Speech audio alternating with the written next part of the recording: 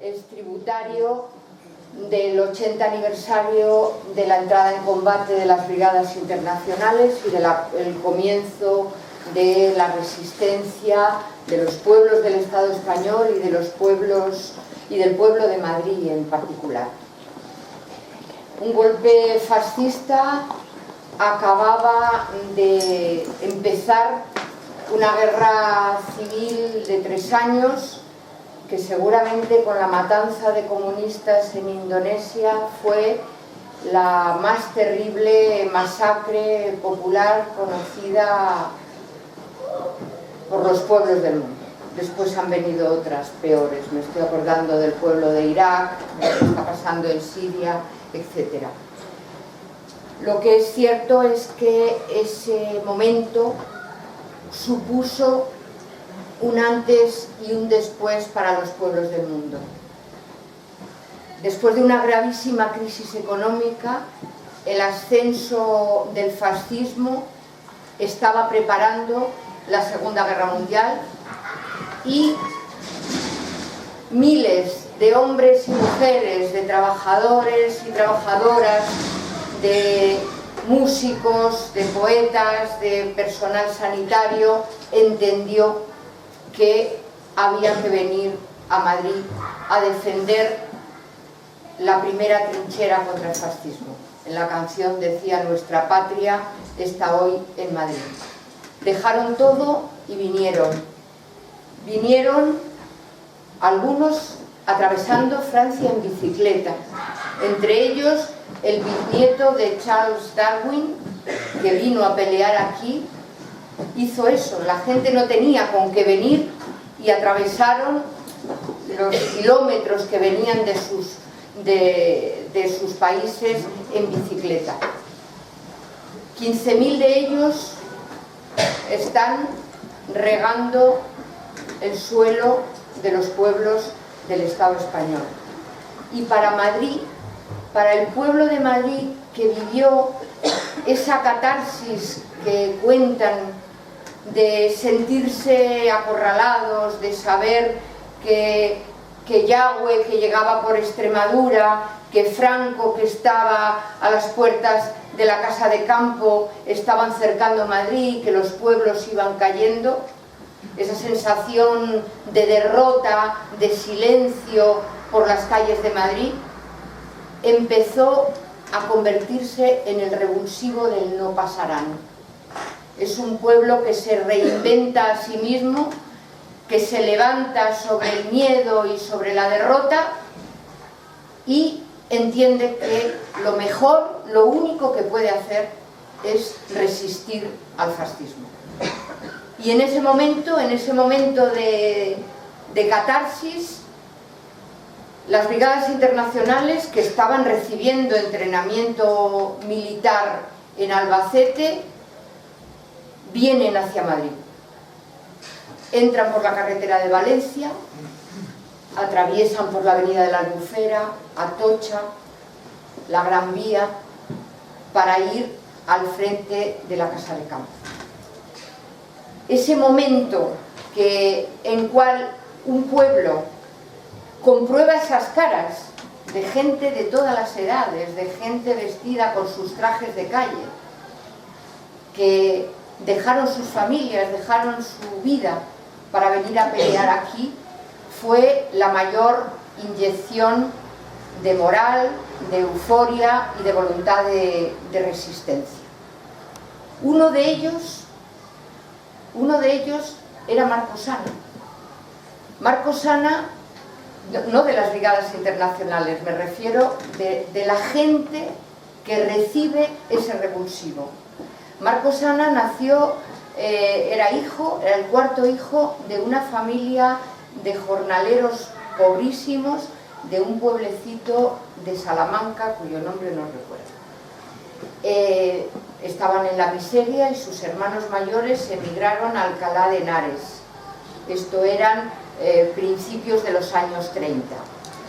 Él, con sus padres, como era el hijo pequeño, vino cuando su padre encontró trabajo en Alcalá de Henares. Marcos Sana apenas pudo ir a la escuela, como tantos hijos y hijas de trabajadores, y a los 13 años tuvo que ponerse a trabajar de ayudante en un comercio. A los 16 años, nació en 1920. Luego, al comienzo de la Guerra Civil, tenía 16 años. Con 16 años ingresa en las Juventudes Socialistas, que pasaron a ser las Juventudes Socialistas Unificadas, por la unión de las dos juventudes, de las socialistas y de las comunistas. Y marcha al frente, está luchando en el frente de Madrid, en Peguerinos, en las milicias populares. Está luchando, luego forma parte, era comisario político e instructor de la juventud en el frente del Pardo, hasta que tiene que dejar la lucha, porque al formarse el ejército republicano no podía haber combatientes menores de 18 años. Y por lo tanto no se incorpora al ejército republicano hasta 1938.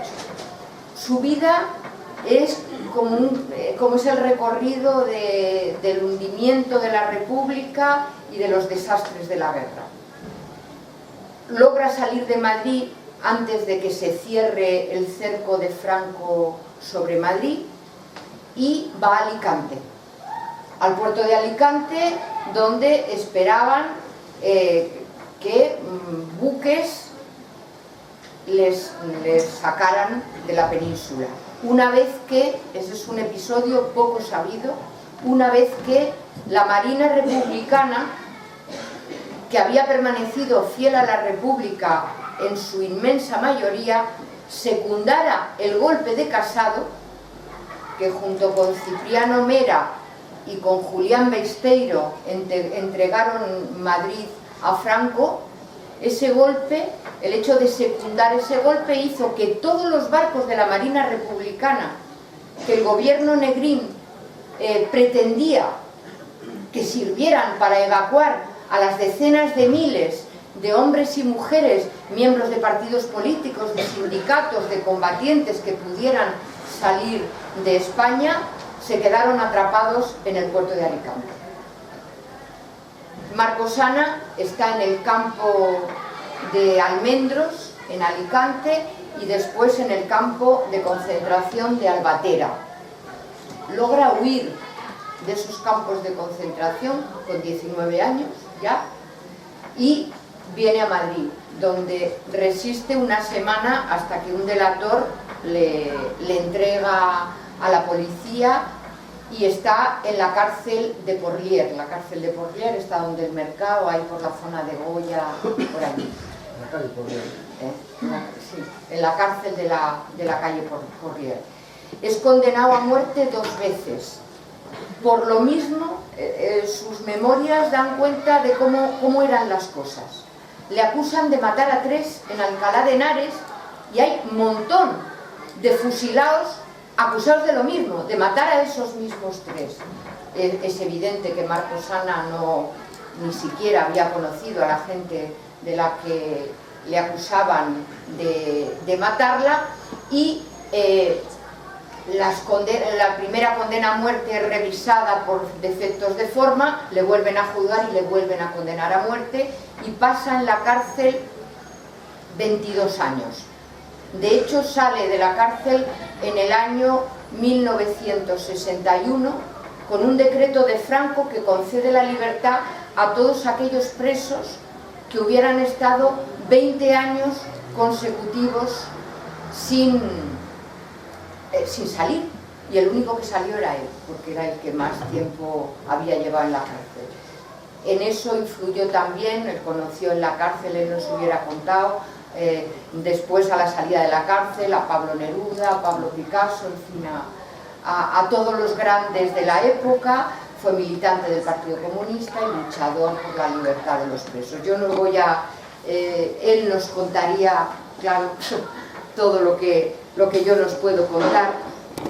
Había copiado un poema suyo que da título a uno de los libros, que dice, unos fragmentos os voy a leer: decidme cómo es un árbol, contadme el canto de un río cuando se cubre de pájaros, habladme del mar, habladme del olor ancho del campo de las estrellas, del aire.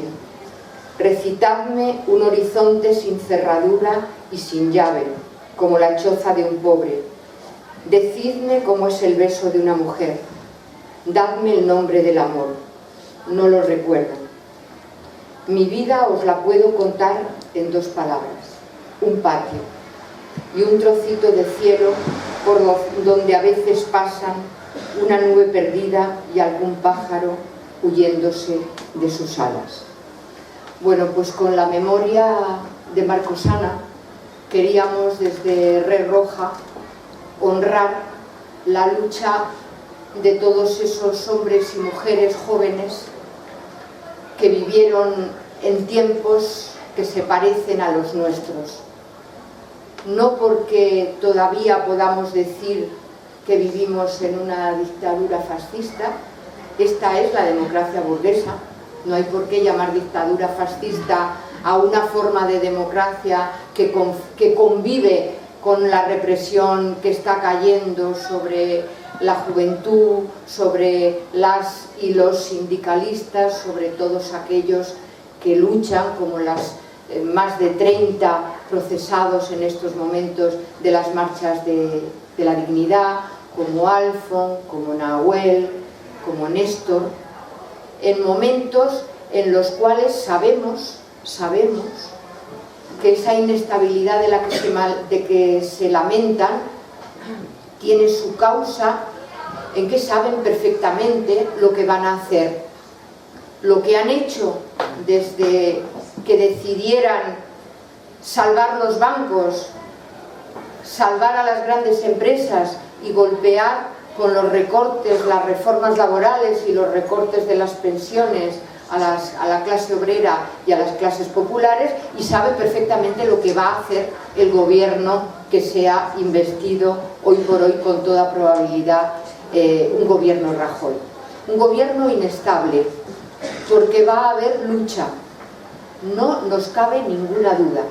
Las que estáis esta tarde aquí, los miles que están por ahí, la juventud que sobrevive malamente en los barrios obreros, la gente precaria, la gente parada, los inmigrantes de los CIES, toda esa gente va a luchar, vamos a luchar. Y hacemos este acto porque estamos convencidos y convencidas de que no vamos a ser capaces de estar a la altura de las circunstancias, de honrar la memoria de las que cayeron y de los que cayeron de la mejor manera posible, que es luchar por lo que ellas y ellos lucharon, sin tener bien fresca, bien presente su memoria de lucha, de combate y ese tesoro de solidaridad internacional que nos dieron las brigadas internacionales. Núñez Díaz Balar es una compañera, es quizá para nosotros, para la gente de Red Roja, lo más importante, pero además es muchas más cosas. Ella es profesora en Ciencias de la Información, profesora titular de Comunicación Social. Y como obras son amores, pues si os cuento un poquito de su obra, os vais a dar cuenta de cómo desde bien jovencita ella supo cuál era su lado en la trinchera y cuál su aportación a la lucha de la gente. Ella hizo su tesina en 1983, que llevaba por título La prensa en las brigadas internacionales. La tesis se publicó en 1988 y tenía por título La prensa de guerra en la zona republicana durante la Guerra Civil Española. Los ejes de su obra fueron 2, si ella piensa otra cosa me corrige. Por un lado, el análisis de la propaganda y la prensa durante la Guerra Civil, y por otro lado, el estudio de la represión durante la dictadura. En mi opinión, su obra es la mayor obra que existe en el Estado español sobre estos temas, muy centrada además fundamentalmente en las mujeres y en la infancia. Los libros que ella ha escrito, uno de ellos se llama La disciplina de la conciencia en las brigadas internacionales, otro yo lo desconocía preparando la presentación, me parece que debe ser un libro muy importante, se llama Las mujeres caídas, prostitutas legales y clandestinas en el franquismo.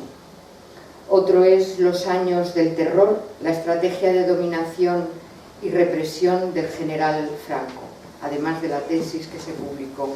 Es coautora con Antonio Rojas de un libro fundamental que se llama Consejo de Guerra, los fusilamientos en el Madrid de la posguerra, aparte de prólogos, dirección de obras, de participación en libros colectivos, coordinándolos, etc.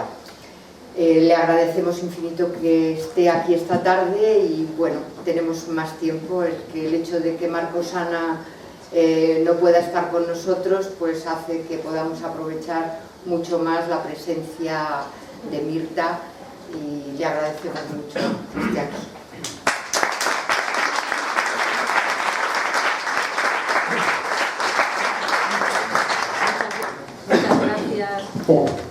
Muchas gracias, Inés, eres muy amable con todo lo que has dicho. Y bueno, ¿cuánto tiempo me das? Pues yo creo que puede estar media hora. Para alivio de oyentes, me saco el reloj e intentaré ajustarme, ¿no? La verdad es que este fue para mí un tema primordial y un tema de primera hora. Las brigadas internacionales, yo estaba terminando la carrera y dije, oh, qué tema tan hermoso, a ver si encuentro algún nexo entre brigadas internacionales y prensa. Y yo no sabía si había muchas o había pocas, pocos periódicos o pocas publicaciones, y encontré más de 50 publicaciones en la Biblioteca Municipal de Madrid que se habían conservado más allá de la guerra y del arrasamiento de la posguerra. No cayó ninguna bomba encima de la Biblioteca Municipal y por lo tanto estaban ahí encuadernadas. Encontré pues unos textos maravillosos de vigor revolucionario y de vigor solidario, que esto es muy importante en nuestros días, ¿no?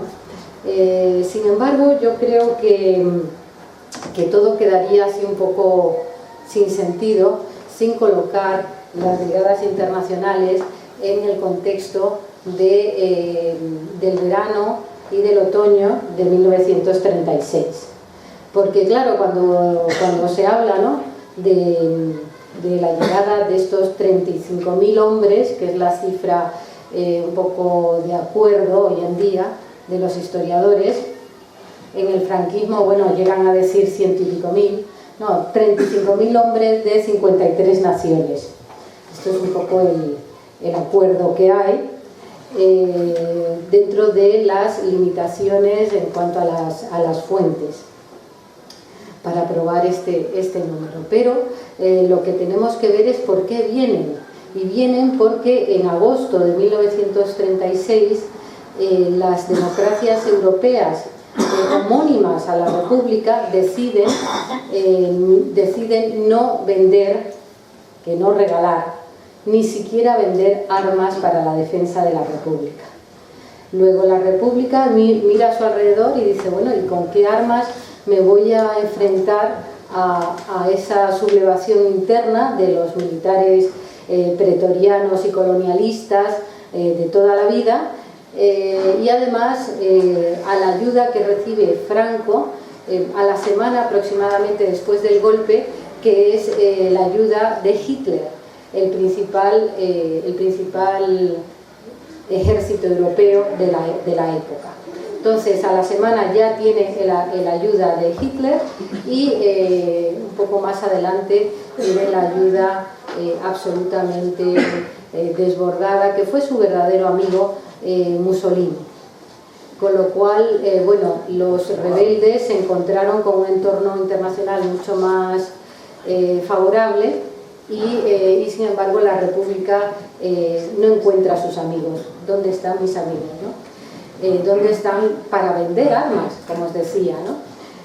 Luego, desde los partidos comunistas de toda Europa hay una convocatoria a la que se suman también organizaciones de izquierdas en general, unidas los primeros en la Comintern, en la Tercera Internacional, para hacer llegar la ayuda a España. Bueno, pues este es el origen de las brigadas internacionales. Aquí en España, claro, parecía increíble, ¿no? Esa soledad del gobierno legal y legítimo. La República era el gobierno legal y legítimo y el primer gobierno que había pasado por las urnas. Antes no había existido ninguna democracia hasta llegar diríamos, al siglo XIX, al sexenio revolucionario. Es decir, la primera democracia española del siglo XX es la Segunda República. Cuando la Segunda República se da cuenta de su soledad, pues intenta paliar este déficit de armas y de todo tipo de avituallamiento bélico con el recurso, bueno, pues a la solidaridad internacional, y las brigadas internacionales son una expresión de esa solidaridad internacional.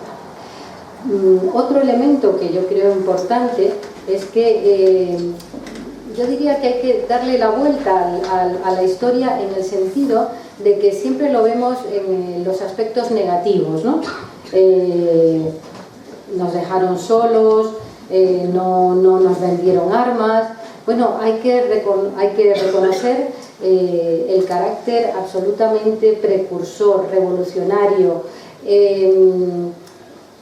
de una gran valentía del pueblo de Madrid, fundamentalmente, también de algunas localidades que logran vencer de aquella manera, de una manera extraordinaria a los insurrectos, ¿no? A los militares que se habían levantado. Nosotros no podemos entender esa situación absolutamente extraordinaria sin entender que el ejército del país, el ejército de la nación, estaba dividido, estaba, diríamos, en vacaciones, y eso lo habían aprovechado los golpistas. Luego, otro de los factores claves es que el ejército queda desmoronado, el orden público queda en gran parte desmoronado, y la República va a tener que defender su democracia y su país, va a tener que defenderlo con unas dificultades enormes en el transcurso de un conflicto bélico. Y logra lo más importante, y esto es un éxito pocas veces subrayado, lo logra en el transcurso de una guerra civil y una guerra internacional. Y esto es un gran éxito, porque el gran éxito de la República es la resistencia. La República no quiere la guerra, la República se le impone la guerra, pero mientras que los golpistas justamente lo que buscan es la violencia y el sometimiento. Por otra parte, tenemos que constatar que desde aproximadamente el 28 de agosto Madrid está siendo bombardeado, la capital de la nación está siendo bombardeada, y siempre pienso, bueno, es una pena, aunque pueda resultar contradictorio, que no hayamos tenido una retórica visual de ese heroísmo, porque Picasso hizo el Guernica, y en Madrid hubo decenas de Guernicas, pero no tuvimos la suerte de tener un Picasso. Desde el 28 aproximadamente de agosto hasta el 28 de marzo del 39, Madrid es reiteradamente bombardeada por las fuerzas nazis de la Legión Cóndor. Y eso, bueno, pues todavía está pendiente de una buena investigación, y además de pedirle indemnización a los alemanes, que no les vendría nada mal. De ahí que en esta situación increíble el pueblo madrileño se une para la defensa. No hay ejército, no hay fuerzas, diríamos, hay fuerzas de la Guardia Civil Republicana, hay fuerzas dispersas, hay fuerzas sin coordinación, pero el enemigo está aquí a las puertas de Madrid, y el pueblo madrileño se apresta a defender la capital y a defender la República. Luego, en el transcurso de estos meses, reconstruye un ejército con la denominación de Ejército Popular Regular. Se quiere hacer una nueva formación regular, pero revolucionaria al mismo tiempo, donde además se incorpora los comisarios políticos como un referente de ese nuevo cuño revolucionario que debía tener el ejército de la nación, porque recordemos que al fin y al cabo había sido parte importante de ese ejército el que se había rebelado o insurreccionado. Por un lado, vemos que se va reconstruyendo ese ejército con unas nuevas características, pero también hay que considerar la situación del gobierno de la nación, del gobierno de la República, ese que había nacido de las urnas y que curiosamente era un gobierno inicialmente republicano homogéneo. Tiene que llegar las fechas de septiembre-octubre del 36 cuando se constituya el primer gobierno de Frente Popular, con fuerzas de varias procedencias, de partidos de izquierda, al gobierno al que se va a incorporar también los anarquistas. Y esto también es otro de los casos extraordinarios de la historia universal. Es decir, que hay muchas razones para que, en fin, estemos bastante orgullosos, ¿no? Pero, como os digo, siempre leemos la historia, o nos han hecho leer la historia desde un punto de vista negativo. Enfrente inicialmente está el doctor Giral, y más adelante el gobierno Largo Caballero. Recordemos que los golpistas, que inicialmente tienen dos cabezas, como una serpiente, dos cabezas, una desde el norte, el general Mola, que es realmente el director de la conspiración que fructifica en un golpe militar, y desde el sur, desde el Marruecos español, el general Franco, y ambos encaminándose a tomar la capital, donde no se les deja entrar durante los 3 años de guerra. Y luego, en esa situación de desconcierto, de desorden, vamos a decir, es el pueblo, y fundamentalmente el pueblo de Madrid, el que defiende la nación en un hecho absolutamente universalmente extraordinario y modélico para el resto de la humanidad. Este gobierno va a establecer relaciones diplomáticas con la URSS, y va a ser estas relaciones las que van a permitir que a partir de septiembre-octubre del 36, en ese otoño clave para la República empiece a recibir armas a crédito, no regaladas, por parte de la Unión Soviética. Este hecho fue un arma de doble filo, por supuesto. Porque claro, ¿para qué queríamos más? Toda la propaganda del fascismo estaba diciendo que la república era una república soviética, marxista, atea, anticlerical, más y más y más. Y claro, este hecho pues se da a conocer como un refrendo de esta propaganda. Pero en la práctica hay que decir que existían esas recientes relaciones diplomáticas, y si no llega a ser por esta venta a crédito de armas de la Unión Soviética, Madrid, por ejemplo, no se hubiera podido defender, y la República, por ende, pues tampoco.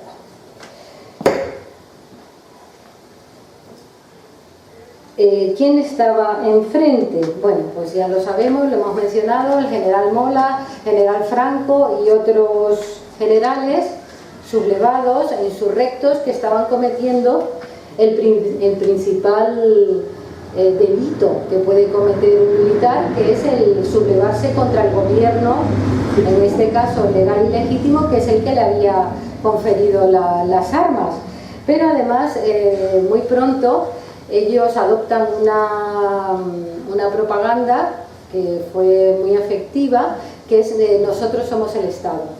Curiosamente, ellos que se habían sublevado contra el Estado democrático, pues ellos se venden, vamos a decir, como nosotros somos el Estado, y por lo tanto, bueno, constantemente van a llamar, y esto lo habréis leído en testimonio, no, es que los rebeldes son los otros. Y bueno, ¿cómo es esto? Si sois vosotros los que os habéis sublevado. Pero claro, siendo los militares en este país, el ejército, pues no querían admitir que ellos y no otros eran los que justamente se habían insurreccionado, se habían alzado según su denominación.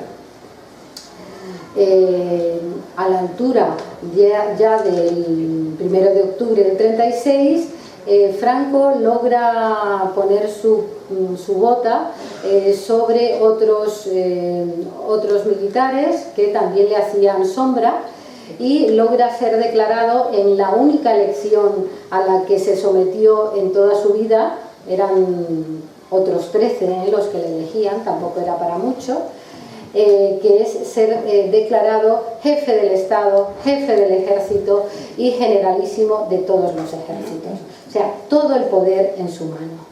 Y toda la nueva legislación que van creando, además se publica en un vehículo que está presente en nuestros días, que es el Boletín Oficial del Estado, porque ellos eran el Estado, ellos pretendían ser el Estado. De esa manera, pues, nos encontramos con ese choque de dialécticas, con este choque del territorio español, de un enfrentamiento europeo, y en este caso España da la cara por el resto de Europa. Es decir, que mientras Checoslovaquia había sido aplastada, mientras la izquierda alemana había sido aplastada, mientras se paseaba el ejército nazi por toda Europa, en España se levantaba la cara y se les frenaba. Nosotros nos encontramos en el punto en el cual la población civil en Madrid empieza a pasar hambre, empieza a encontrarse en una situación dramática, y por lo tanto se procede, por ejemplo, a la evacuación de niños, a la evacuación de población civil para intentar, en fin, que el abastecimiento pudiera sostenerse y por otra parte pudiera mejorarse las condiciones de defensa. No me queda mucho tiempo. ¿Cuándo entran en juego las brigadas internacionales? Bueno, esto es muy épico. Esto es muy épico porque el pueblo de Madrid, que considera que, bueno, nos han dejado solos, de pronto ven marchando, y esto hay muchos testimonios, ven marchando a los brigadistas por la Gran Vía, ¿no? ¿Y estos quiénes son? Tienen un paso militar porque muchos de ellos han pasado el servicio militar en el país de origen, están calzados con botas. Hay que recordar que cuando el pueblo español se enfrenta a los golpistas, se enfrentan los trabajadores, se enfrentan las clases medias, y esos trabajadores muchas veces van con alpargatas, y eso lo podéis ver en las fotos y en los noticiarios. Y con este invierno madrileño, pues imaginaros lo que significaba. Sin embargo, los brigadistas están calzados, tienen botas, la solidaridad internacional responde, y también inicialmente con con un uniforme y con unas chaquetas de cuero que van a ser la envidia de esa milicia muy heroica, pero bastante desarrapada, porque no hay un abastecimiento regular que les permita, bueno, pues, un uniforme o que les permita...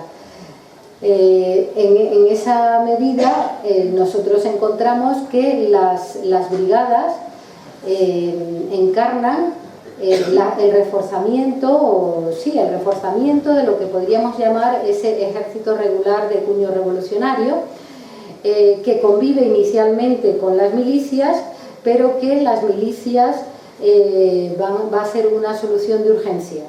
Y por lo tanto, cuando el frente llega a Madrid, que es justamente en esta época, septiembre-octubre del 36, se cuestiona por la mayor parte de las fuerzas políticas, la mayor parte, el mantener o no el modelo miliciano. Esto suele ser objeto de bastante debate, pero yo diría que se mantiene, diríamos que se refuerza el modelo regular, porque las milicias han sido muy heroicas, pero lo que tienen enfrente es un ejército regular, con lo cual se decide continuar con el modelo regular, que enfrenta mejor el ejército golpista. Y ya os digo que este es un tema debatido hasta nuestros días. Las brigadas internacionales forman un cuerpo autónomo dentro de ese ejército regular y se va homogeneizando a partir de las conformaciones de origen, ¿no? La 11 Brigada Internacional, la 12 Brigada Internacional, la 13, la 14 y la 15 son las diríamos, del punto de partida, y la 11 Brigada Internacional, bueno, pues ahí están los alemanes antifascistas que fueron los primeros que pusieron el pie en la Gran Vía y que causaron esta grata sorpresa de que sabían marchar y aparentemente sabían también defender un país que no era el suyo, pero que defendían la lucha mundial de los trabajadores, que estaba siendo pisoteada por el fascismo internacional. Perdonad un segundito, que llueve un poquito.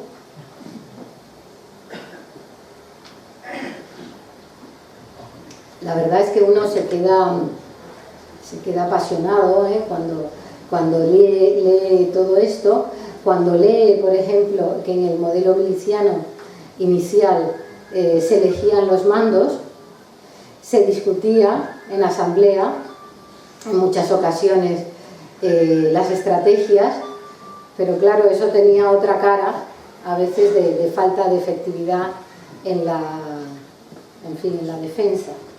Y fue este Ejército Popular Regular el que consigue darle una conformación más poderosa de defensa. Las brigadas internacionales tienen también integrantes de esos países democráticos que le han dado la espalda a la República Española. Por ejemplo, la 15 Brigada Internacional, la Brigada Abraham Lincoln, es la brigada anglosajona por excelencia, la brigada de británicos, de canadienses, de norteamericanos, pero también de hispanoamericanos, de cubanos, de mexicanos, de argentinos, y esta brigada tenían, claro, la lengua inglesa para comunicarse, aunque todos son llamados a aprender el castellano. Y de hecho sus publicaciones están en inglés, pero también se traducen al castellano. Tuve la suerte de, bueno, como me dio por esto jovencilla, tuve la suerte de conocer a algunos norteamericanos que además tenían mucha gracia porque tenían pinta de norteamericanos, es decir, iban con camisa de flores y tenían una pinta a la legua, de que eran de Brooklyn o eran de California, y sin embargo, bueno, eran rojísimos.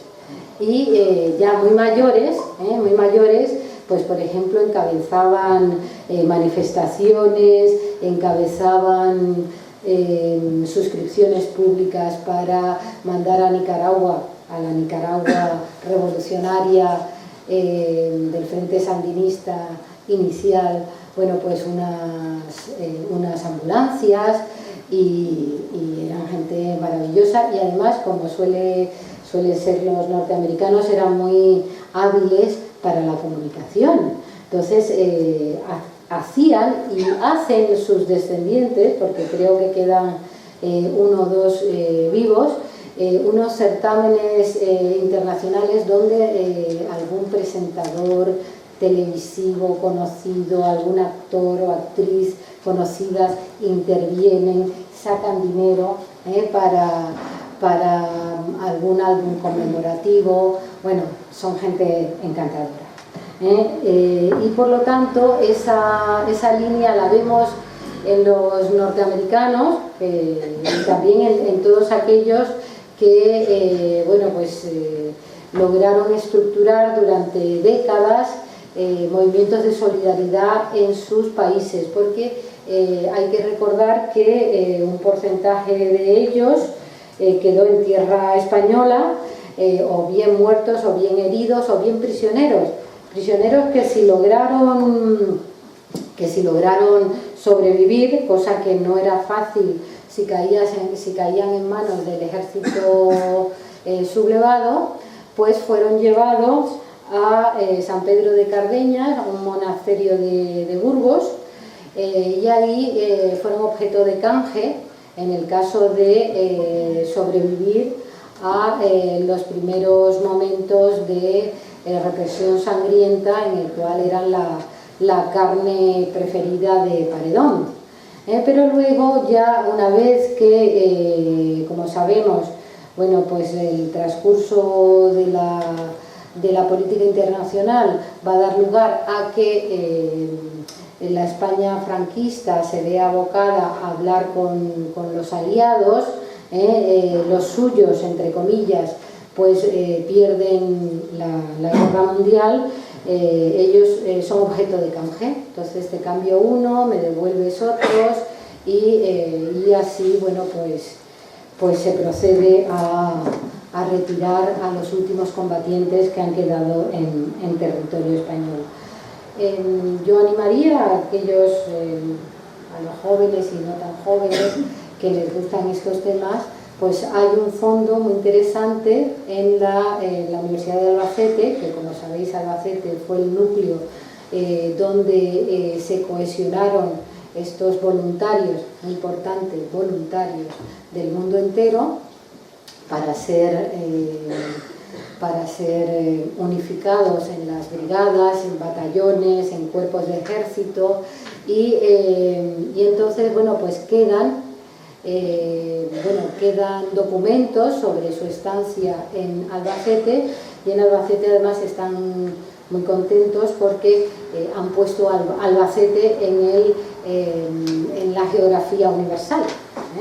Albacete, pues, están muy contentos, y ahí hay un fondo muy interesante también de entrevistas a los supervivientes de las brigadas internacionales.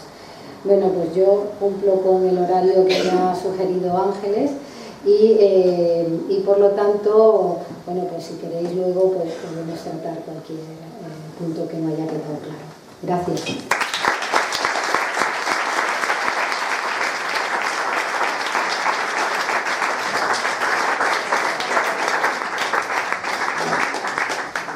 Muchas gracias, Mirta. Hay algunas cosas que quería deciros que antes, con el aturdimiento de que no venía Marcos Ana, se me han pasado y son muy importantes.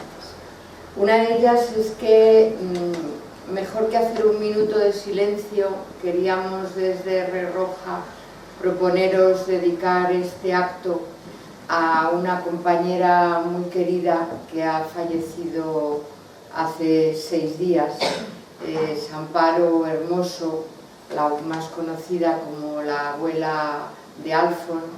Era, bueno, militante de la Solidaridad y de Red Roja, también, y segurísimo que hubiera estado aquí con nosotros si no hubiera sido porque un puñetero cáncer que se declaró precisamente a raíz del sufrimiento familiar que supuso esa detención, ese ensañamiento de los aparatos del Estado con Alfon como rehén de la juventud luchadora. Su abuela, que siempre había sido una comunista y una mujer luchadora, pues con el resto de la familia ocupó la primera línea de combate, y en este caso pues el cuerpo humano, que es frágil, pues expresó el dolor pues con una enfermedad que se la llevó. Entonces, bueno, en honor de ella le queríamos dedicar, con vuestro acuerdo, si os parece, este acto a su memoria. También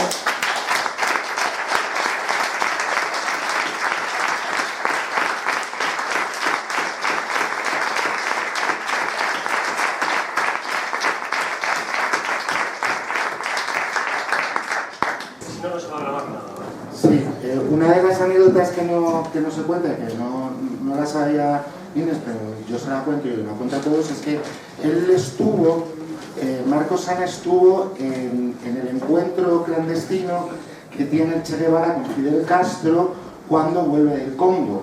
Él va acompañando a Pablo Neruda y demás, y se encuentran allí todos, y claro, estaban recibiendo a Pablo Neruda, a Fidel Castro, y él estaba siendo clandestino, el Che Guevara.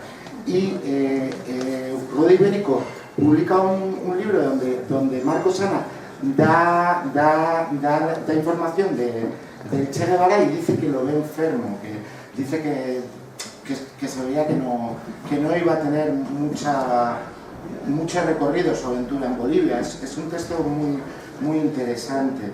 Luego, decir nada, a Mirta, apuntar que lo que has dicho, destacar también que no fueron solo militares, que el papel de la Iglesia y el fascismo y el catolicismo es muy importante en la guerra civil. O sea, incluso yo creo que hay que empezar a decir que la culpa de la guerra civil en este país la tuvo la Iglesia católica, y ya está, sí, solo decir eso. Gracias. Realmente en una charla siempre se te quedan muchas cosas en el tintero, y evidentemente normalmente creo que es más adecuado decir el bloque de poder tradicional en España, que es el ejército, que es la Iglesia y que es la oligarquía. Es más completo.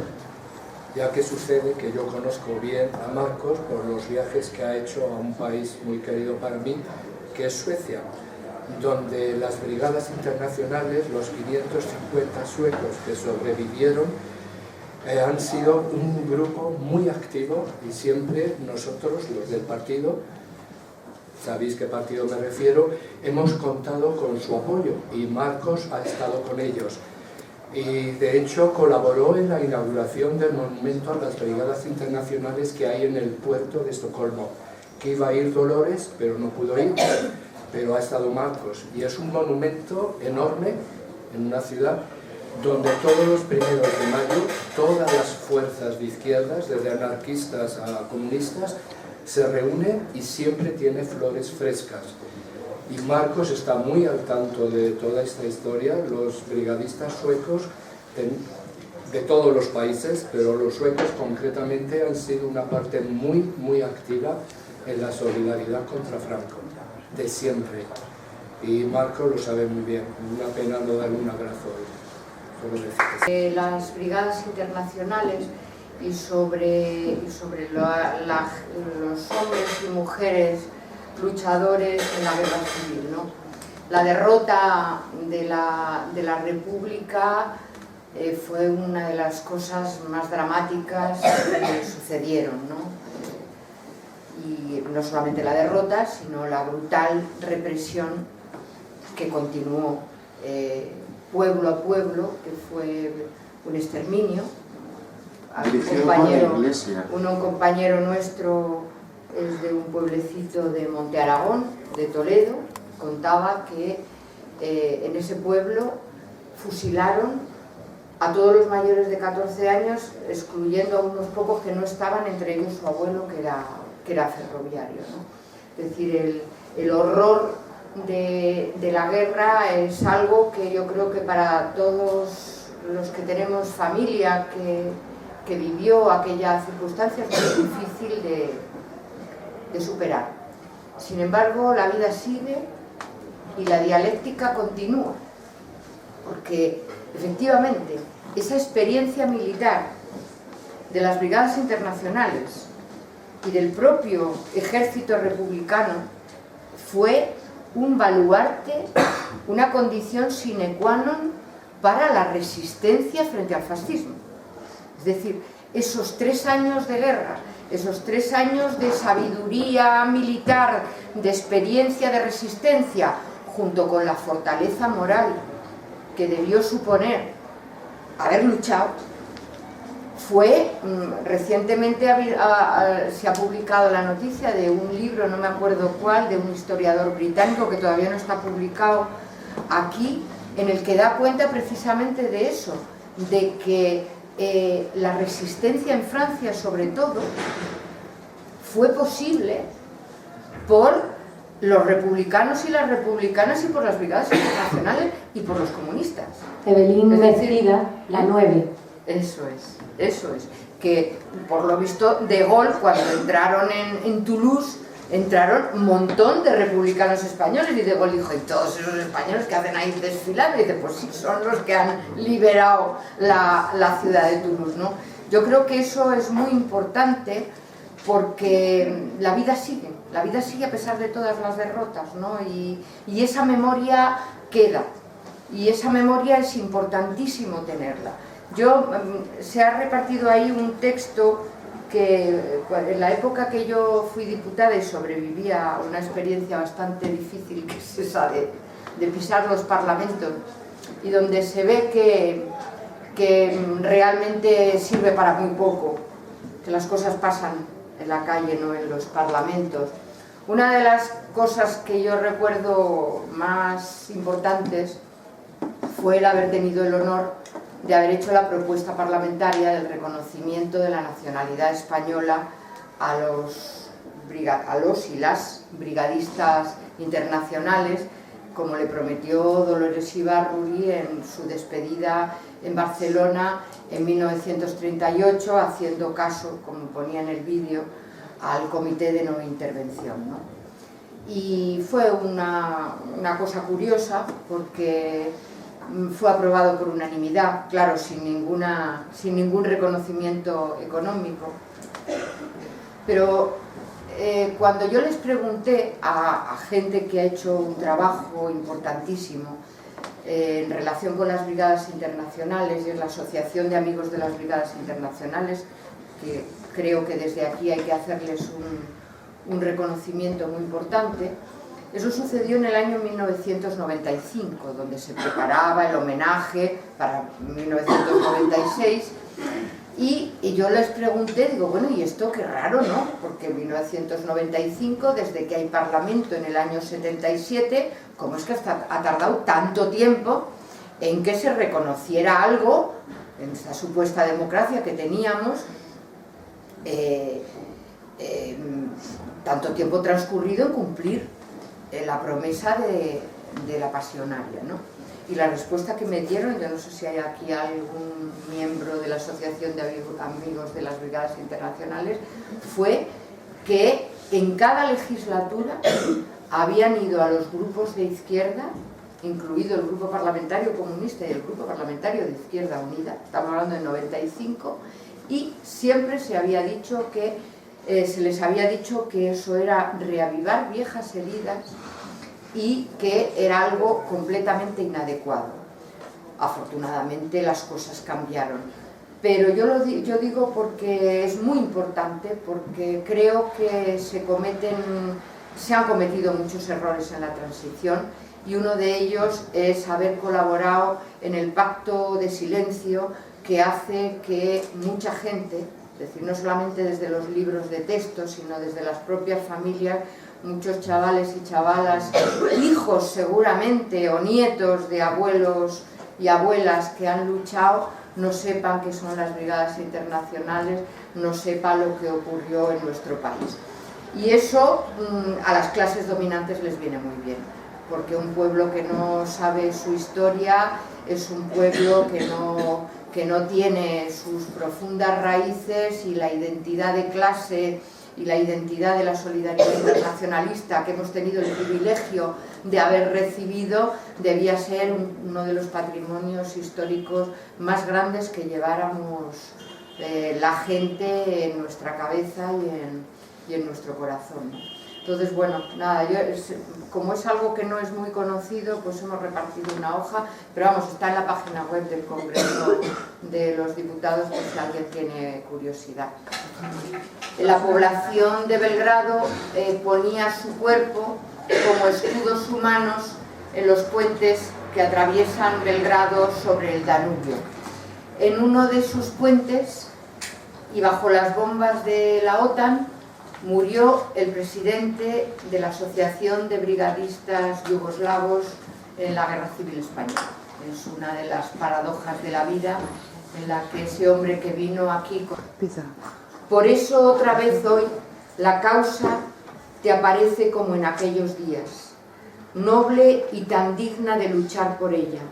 Y su fe, la fe aquella, él la ha mantenido a través de los años y la derrota. Cuando todo parece traicionarla, mas esa fe, te dices, es lo que solo importa. Gracias, compañero, gracias por el ejemplo. Gracias porque me dices que el ser humano es noble. Nada importa que tampoco lo sean. Uno tan solo basta, como testigo irrefutable de toda la nobleza humana. Pues muchas gracias a los